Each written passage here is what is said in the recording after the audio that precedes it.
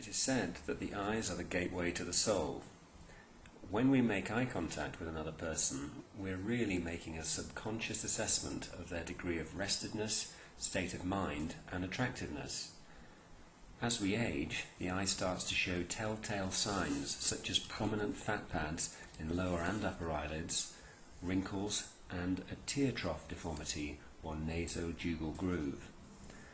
Assessment of brow aesthetics should also be included in any blepharoplasty consultation, as a drooping brow can often exacerbate upper eyelid aging changes through the lateral hooding it creates. Several characteristic changes occur with the aging process. The tissues around the eye are unique in the face in that the orbicularis oculi muscle is situated directly under the skin with nothing in between.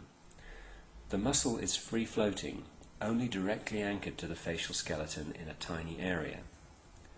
Under this muscle layer, the ligaments and membranes that retain this muscle in place and contain the orbital fat within the orbit can be seen. 3 distinct fat pockets are present in the lower eyelid.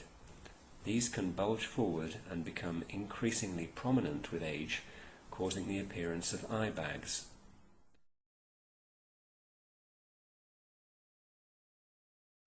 In younger patients, a stealthy yet effective method of improving eyelid aesthetics is transconjunctival laser blepharoplasty. This uses a carbon dioxide laser to remove fat from the lower lid fat pockets by making an incision from within the lower eyelid conjunctiva, as shown. This incision heals rapidly on its own. The external skin is then resurfaced to tighten it up using the laser scanner, and the patient has usually healed within 10 days. This procedure offers a very safe approach with less than half the standard recovery time associated with conventional blepharoplasty. If the upper eyelid is the main problem, then this may be addressed alone by removing a scimitar-shaped piece of skin together with underlying orbicularis oculi muscle, not the muscle that raises the eyelid, and occasionally some of the underlying fat.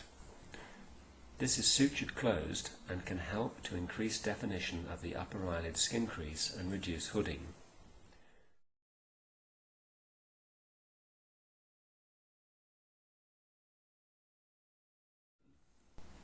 With advancing age, the orbital fat herniates forwards, causing a bag, and as the cheek fat, suborbicularis oculi fat or SOOF, descends simultaneously, a hollow appears between them which is known as the tear trough. When there are significant aging changes and both upper and lower eyelids are drooping, simultaneous upper and lower eyelid blepharoplasty combined with a canthopexy may be performed. An upper eyelid incision enables not only removal of excess skin, muscle and fat, but also provides access for re-anchorage of the lower eyelid soft tissues to the lateral orbital rim in a surgical maneuver known as canthopexy. The lower eyelid is then approached through an incision just beneath the lashes. This incision is then deepened through the orbicularis oculi muscle, and the orbicularis retaining ligament is freed.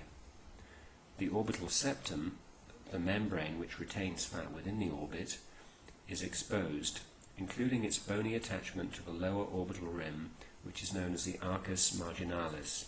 Release of the arcus marginalis, combined with release of the orbicularis retaining ligaments, enables the orbital fat to be redraped over the orbital rim and attached to the SOOF, suborbicularis oculi fat, or cheek fat. Changes shown in the lateral view demonstrate the power of this technique.